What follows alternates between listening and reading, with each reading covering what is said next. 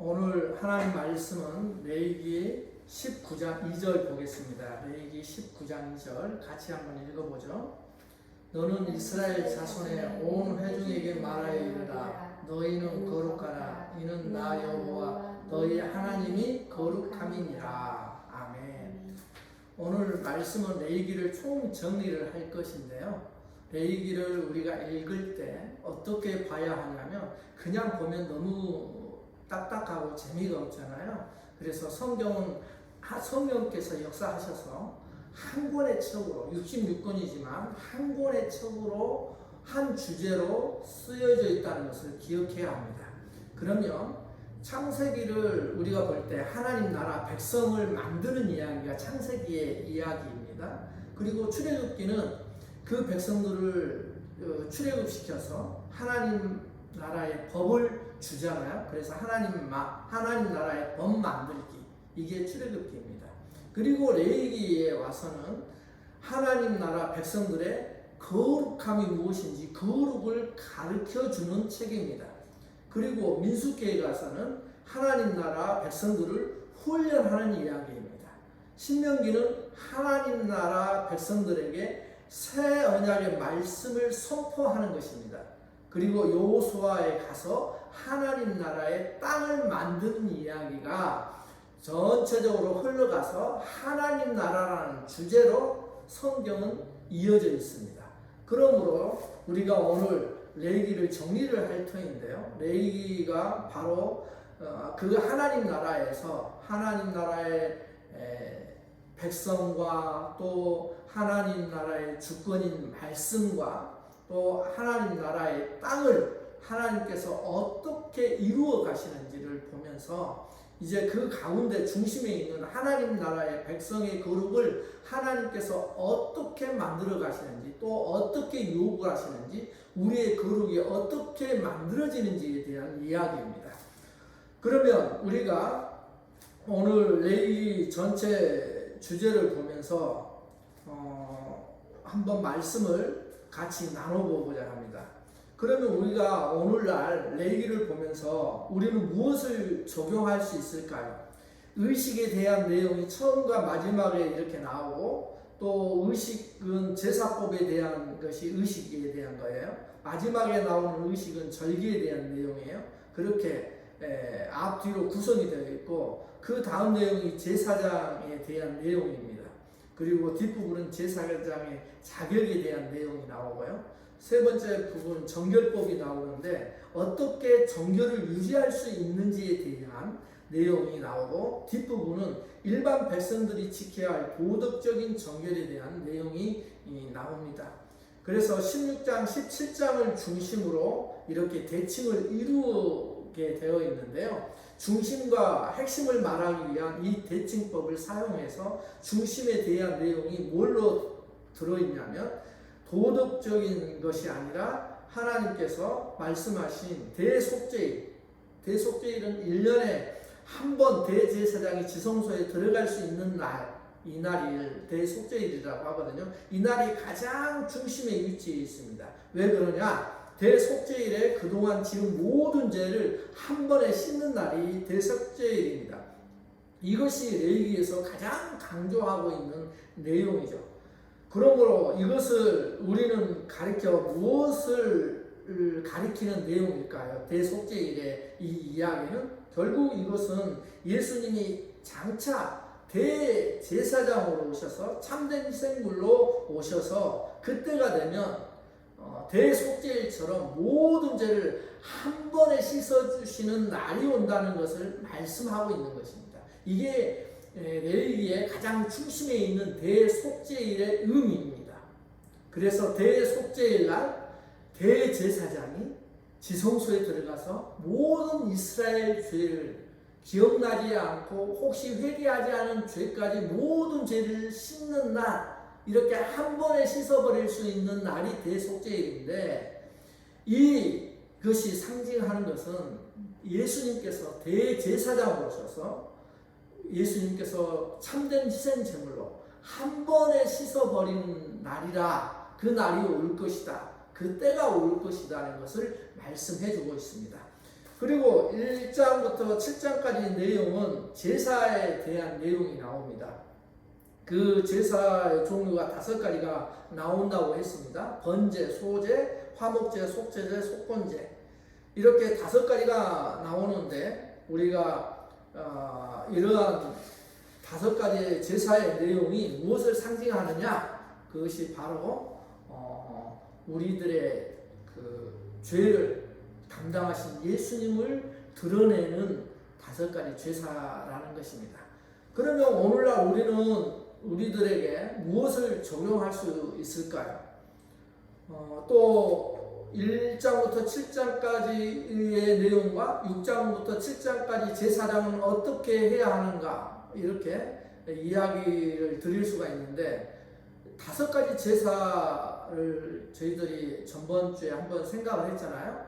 그러면 이 제사를 예수님이 완성하셨다고 말씀을 드렸죠. 그러면 감사와 죄송의 표현으로서 우리는 제사를 지내는 것이죠. 제사물에 흠없는 제사물은 예수님이 가장 완벽한, 흠이 없는, 죄가 없는 희생 제물이셨다는 것을 보여주는 것이 바로 그 제사물의 특징이었습니다.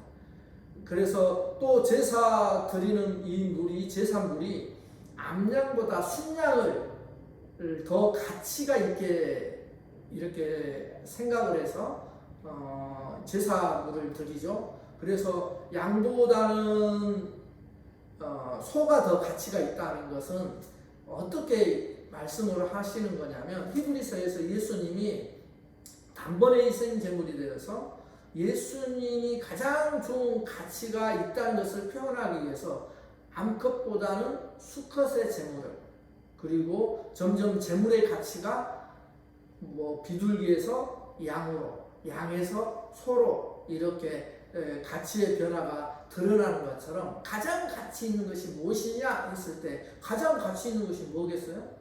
짐승보다는 사람의 목숨, 사람의 목숨을 이렇게 살리는 것에는 가장 이 세상에 어떤 것도 대체할 수 없는 하나님의 이 피가, 죽음이, 희생이 들어간다는 것을 말씀해 주고 있습니다. 이것을 잊지 말아야 하는 것입니다. 그리고 우리가 요즘도 이제 구약 시대가 지나갔지만 지금도 우리가 제사를 드려야 할 제사가 있지요. 우리가 지금도 드려야 할 제사는 무슨 제사예요? 찬송의 제사를 지금도 드려야 하는 것입니다. 그리고 그러한 찬송의 제사와 우리가 선을 행하는 것도 하나님이 기뻐하시는 제사라고 말씀하고 있습니다. 신약 시대에 와서. 그러므로 지금 시대에는 찬송과 또 하나님이 기뻐하시는 선을 행하는 것, 이런 것들이 우리의 삶 속에서 드려져야 하는 것입니다. 그래서 로마서 12장 1절에 너희 몸을 하나님이 기뻐하시는 거룩한 산 제물로 드리라, 이는 너희의 드릴 영적 예배니라 라고 말씀하고 있습니다. 그러니까 우리가 예배를 드린다고 했는데 우리 몸을 하나님이 기뻐하시는 거룩한 산 제물로 드려야 되는 것입니다.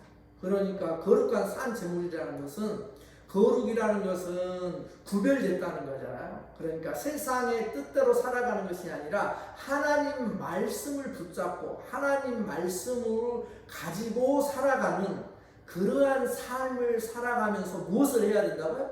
찬송과 하나님을 찬양하는 것과 하나님께 감사하는 것과 또 하나님이 우리에게 원하시는 선한 일, 그러니까 어려운 사람을 도와주고 또 병자를 찾아가서 위로하고 기도하고 해주는 이러한 모든 것을 하나님이 기뻐하시는 산 제물의 역할이 바로 그러한 것입니다. 그리고 오늘날 우리들은 누구입니까? 지금 오늘날 우리는 레위기를 통해서 알 수 있는 것은 우리가 거룩한 제사장이라는 거예요. 베드로전서 2장 9절에 보면 우리는 왕같은 제사장이라고 말씀하고 있어요. 우리 성도들은 모두 다 왕같은 제사장입니다. 그러면 일반 백성보다 제사장에게 더 거룩을 요구를 하죠. 레위기에서는 일반 백성보다 제사장의 죄가 더 크게 보인단 말입니다. 그리고 더 큰 재물을 드려야 되고 더 비싼 재물을 드려야 했습니다. 그것은 왜 그러느냐? 이 제사장에게는 더 높은 수준을 요구를 하는 거예요. 그러므로 우리가 왕 같은 제사장이라고 하면은 더 높은 수준의 하나님께서 우리에게 요구하시는 도덕적인 수준뿐만 아니라 거룩한 사람이 되어야 하는 거예요. 그래서 우리가 이제 하나님의 성전으로서 살아간다면 우리가 죄와 싸워서 깨끗해져야 하는 것입니다. 성전이. 그리고 우리는 왕 같은 제사장이에요. 우리는 제사장의 자격이 안 되는 사람임에도 불구하고 예수님 때문에 제사장이 되었습니다. 진정한 제사장은 예수님밖에 없죠. 예수님 때문에 우리가 제사장이 된 것입니다. 아론과 예수님의 비교로서 이렇게 나오는데, 아론과 예수님은 대제사장이지만 비교하는 모습으로 나와요. 그러면 아론은 금송아지를 만든 반역자이지만 자신을 위한 희생제사를 드리고 또 하나님 앞에 서게 하는 것은 그런 죄를 지은 대제사장을 하나님 앞에 다시 세우잖아요. 대제사장으로. 왜요? 그것은 하나님의 은혜 때문에 그렇게 설 수 있었다는 것입니다. 우리들도 마찬가지죠. 우리가 감히 하나님 앞에 어떻게 설 수 있는 자격이 있나요? 없잖아요. 그 자격 없는 우리들을 하나님 앞에 설 수 있고 하나님을 만나게 할 수 있는 하나님의 은혜 때문에 그 일이 가능한 것입니다. 그리고 레위기에서 나오는 부정의 이야기가 있죠. 부정한 것과 정한 것, 깨끗한 것과 더러운 것, 먹을 수 있는 것과 먹을 수 없는 것, 이런 것들을 나누죠. 하나님이 깨끗하고 한 것은 깨끗해지는 원리를 설명하는 거예요. 이게 하나님께서 이게 깨끗하다라고 말씀하면 그건 깨끗한 거예요. 그러한 기준이 어디에 있느냐? 깨끗함의 정함의 기준이 어디에 있느냐라고 했을 때 하나님께 있다, 이 말씀을 하고 있는 거예요. 예수님이 그 역할을 하시고 계시죠. 레위기 11장 43절 45절에 하나님이 우리들에게 또 거룩하니 너희 자신을 구별하여 거룩하라 이렇게 말씀하고, 거룩은 이때 나오는 거룩은 우리가 잘 알다시피 구별된 의미로 이 세상과 구별된 모습을 보여하는 것을 의미하고 있습니다. 그래서 거룩하게 해서 거룩하라, 이 말은 구별하여 거룩하라는 거예요. 구별을 가르치는 것이 바로 먹는 것의 문제입니다. 구별을 어떻게 무엇을 먹어야 할지. 그러니까 먹는 것은 결국 요즘 시대는 무엇으로 나타납니까? 먹는 문제는 말씀을 먹는 문제로 나타나죠. 그러니까 그 말씀을 구별하는 것, 이것이 하나님께 받은 우리 성도들의 지혜입니다.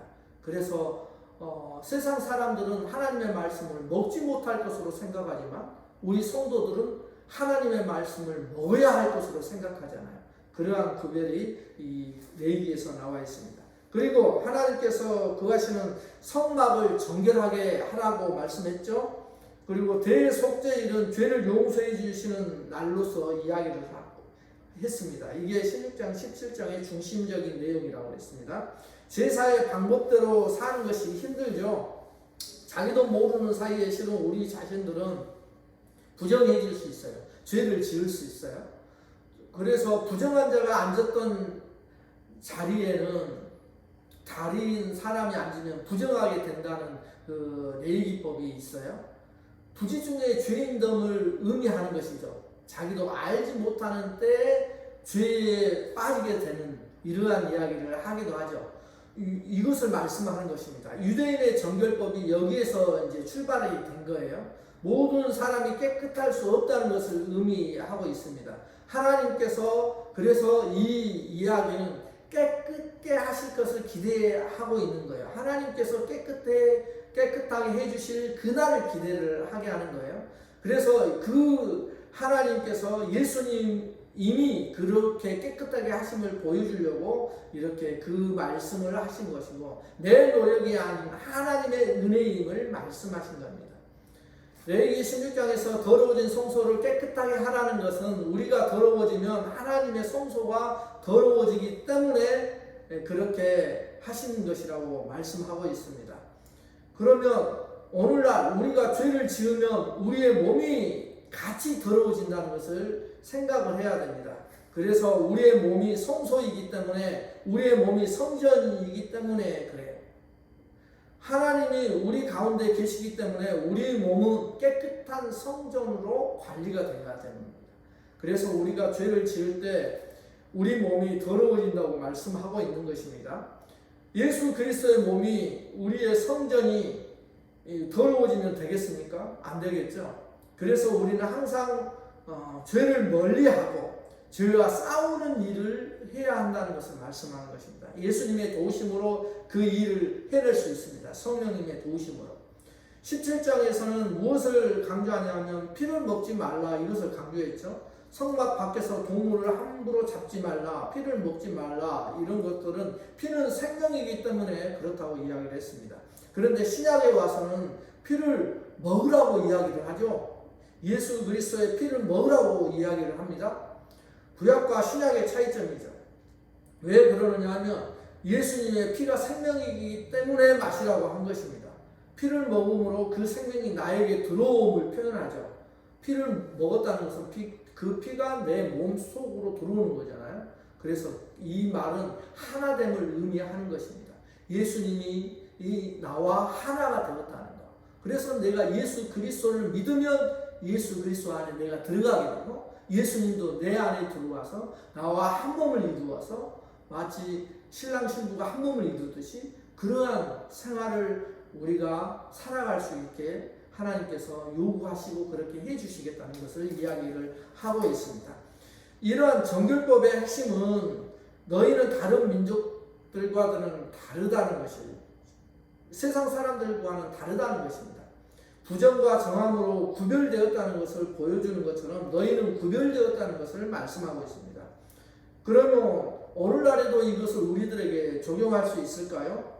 우리의 이 정결의 문제는 이제는 마음 문제까지 확대되어 있는 것이 신약의 기준이죠. 10계명의 1계명부터 4계명은 하나님 사랑 부분입니다. 1계명부터 4계명은. 그리고 5계명부터 10계명까지는 이웃 사랑의 부분입니다. 이건 예수님께서 10계명을 해석해 준 부분이죠. 그러면 하나님을 우리가 사랑한다는 것을 어떻게 나타낼 수가 있나요? 하나님을 사랑한다는 것은 눈에 보이지 않는 하나님이시긴데 어떻게 눈에 안 보이는 하나님을 우리가 사랑을 표현할 수 있냐고요. 그것은 불가능하기 때문에 하나님께서 네가 정말로 하나님을 사랑하니? 그러면 하나님의 형상으로 만든 내 이웃을 내 몸처럼 사랑해라 라고 말씀하신 거예요. 그래서 내 이웃을 내 몸처럼 사랑했을 때 진짜 네가 하나님, 보이지 않는 하나님 나를 사랑하는구나 라고 하나님께서 생각하신다는 거예요. 그게 중요한 것입니다. 그래서 이것은 하나님의 은혜가 아니면 이게 불가능함을 나타내기도 하죠. 이웃을 사랑하는 게 뭐 쉽나요? 하나님 사랑이 흘러 넘쳐야지만, 그게 넘치는 사랑이 있어야지만 그게 가능하다는 것을 알 수가 있습니다. 제사장의 21장, 22장은 제사장의 정결 문제를 다루죠. 제사장이 된 나를 향한 하나님의 마음을 이야기를 하고 있습니다. 이것은 아까 이야기했다시피 제사장들에게는 하나님께서 더욱더 더 높은 거룩함을 요구를 하죠. 그것은 우리가 지금 시대에도 마찬가지입니다. 우리는 이제 신약 시대에 예수 그리스도를 믿는 성도들은 누구나 왕 같은 대제사장이 아니라 왕 같은 제사장이 되었기 때문에 제사장들에게 요구하는 그런 거룩성을 우리들에게 요구를 하고 있습니다.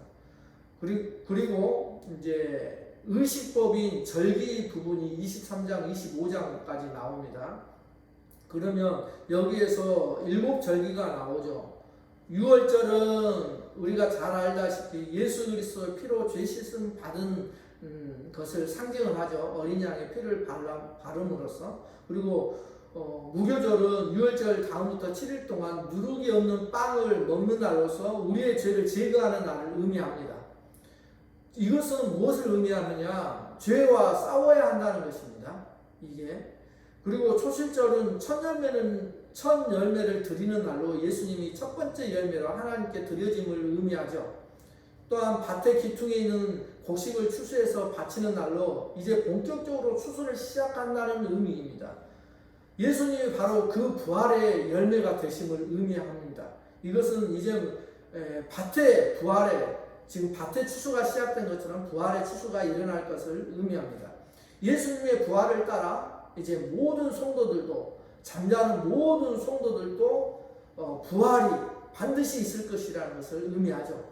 오순절이 나옵니다. 오순절은 곡식 추수에서 과일 추수로 추수의 시기가 변했다는 의미가 있습니다. 초실절로 시작된 추수가 다 끝났다는 의미입니다. 그리고 나서 오순절을 지키는 건데요. 오순절은 추수가 다 끝나서 드리는 감사의 의미보다는 실은 새로운 농사를 시작한다는 의미가 오순절 속에 있습니다. 그런 의미에서 성령 하나님은 새로운 시대가 열렸다는 것을, 새로운 시대의 도래가 되었다는 것을 보여주는 거예요. 그래서 오순절 성령 강림절이 있지요. 사도행전에 보면 오순절에 모여서 성령이 강림하잖아요. 이걸 의미를 하는 것입니다. 이제 새로운 시대가 되었다는 것이죠. 구약의 시대가 끝나고 새 시대가 되었다는 것을 이야기합니다. 그 다음에 납발절입니다. 새로운 시작을 알리는 소리입니다. 이것은 새로운 시대의 도래를 보여주는 의미가 있습니다. 납발 소리와 함께 이 땅에 오심으로 새로운 시대가 열렸음을 의미하죠. 신년의 개념입니다. 새로운 새 시대가 되었다는. 그리고 속죄일은 납발절을 통해서 이 땅에 재림하셔서 이 땅에 모든 진정한 속죄를 완성하는 날이 실은 속죄일의 개념입니다. 예수님의 십자가 죽음을 속죄일로 생각을 보통 하지요. 절기 개념으로 본 속죄일은 완성하시는 날의 의미도 있는 것입니다. 그러므로 십자가의 속죄를 완성으로 생각하지만 완성된 것은 아니죠. 그죠? 우리는 아직도 그 완성을 기다리고 있습니다. 우리의 속죄가 완성될 때를 기다리고 있는 것입니다. 지금은 죄와 싸우고 있는 거예요. 우리의 마음속에 우리의 육신의 죄와 욕심과 성령의 역사가 싸우고 있다고 이야기를 하죠. 그날이 되면 이제 그 싸움이 그칠 것입니다. 이게 속죄일의 의미입니다. 그래서 우리는 아직도 기다리고 있는 것이죠. 그날을. 우리는 이미 단번에 깨끗해졌고 거룩해졌습니다. 용서받았습니다. 이것은 끝이 아닌 것입니다. 우리는 이 세상에서 살아가면서 완벽히 깨끗해질 그날을 실은 고대하고 있는 것입니다. 완벽히 죄의 노예에서 벗어날 그날을 기다리고 있는 것입니다. 그래서 속죄일은 예수님께서 다시 오셔서 만물을 새롭게 하시고 온전하게 하시는 그날을 바라보게 하는 의미가 있습니다. 그리고 마지막 장막절은 초막절이라고도 부릅니다. 초막절은 출애굽 시절의 기억을 하면서 감사하는 축제의 날입니다. 이것은 이 장막절은 구속사적 관점에서 보면은 예수님이 오셔서 하늘 장막에서 주님과 함께 살아가는 것을 상징하는 것입니다. 그래서 장막이라는 건 뭐예요? 텐트거든요. 그 텐트로 만들어진 것 중에 가장 유명한 것이 성막이잖아요. 그 성막 텐트를 지은 이유가 뭐예요? 하나님이 이스라엘 백성과 함께 살아가고자, 함께 하고자 짓게 만든 거거든요. 그것처럼 장막절은 이제 영원한 하나님의 처소에서 우리가 영원토록 하나님과 같이 살아가면서 영광 속에 거하는 것을 상징합니다. 이런 절기를 통해서 예수님을 통해서 우리가 어떻게 구원의 역사가 일어나는지를 보여주는 것이 이 절기입니다. 이 절기의 내용이 바로 예수 그리스도가 하신 내용과 하실 내용들이죠. 그리고 안식년 7년에 한번 땅을 쉬게 하는 농사법이죠. 희년은 77은 49 다음에 50년째 지키는 것이죠. 이러한 것은 죄의 종에서 벗어나 완전히 우리가 본래 하나님이 원하셨던 하나님의 아들의 모습으로 돌아가는 것을 실은 그려주고 있습니다.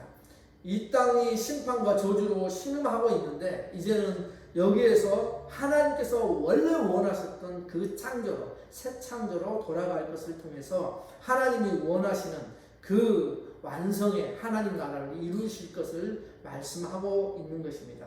이게 이제 안식년의 개념이에요. 그리고 26장, 27장에 보면은 복과 저주 그리고 서원이 나오는 곳입니다.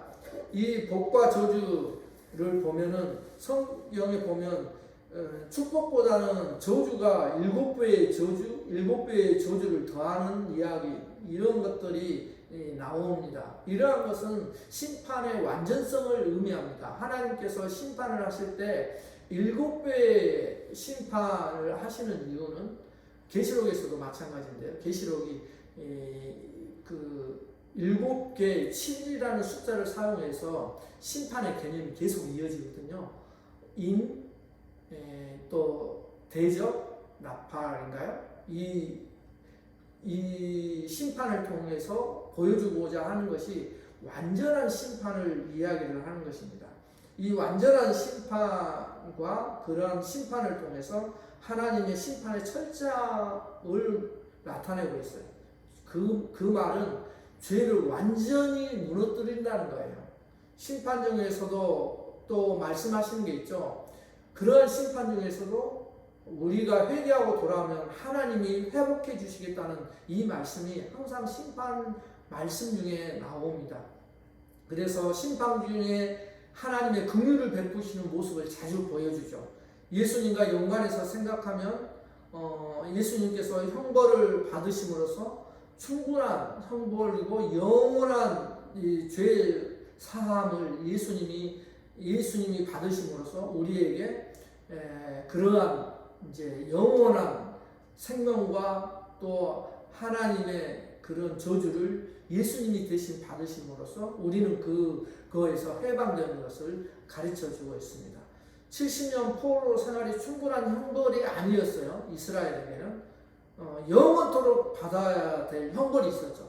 그 형벌에서 우리를 이제는 해방시키시고 이제는 영원한 저주가 아닌 영원한 하나님 나라로 우리를 인도해 가시기 위함입니다.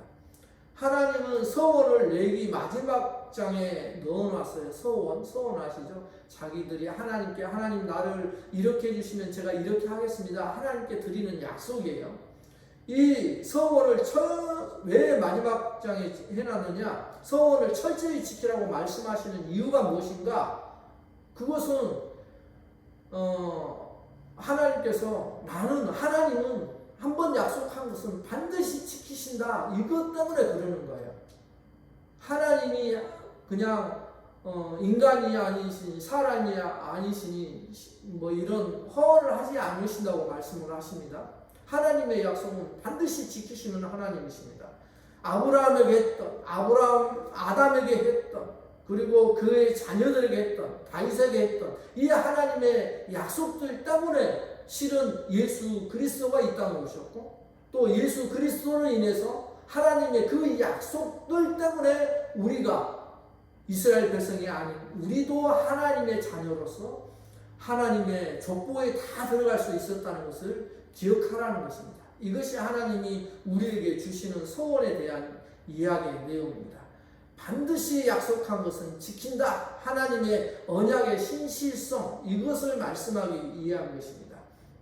그리고 아브라함에게, 아담과 하와에게 주신 복을 하나님께서는 돌이키지 아니하시고 처음 약속을 반드시 지키심을 소원하고 지켜야 하는 것이 얼마나 힘든지를 우리들에게 알게 하고, 손해를 보면서까지 지키라고 하신 것은 하나님이 바로 자기 아들을 죽이면서까지 그 약속을 지키시는 하나님을 보라는 것이죠.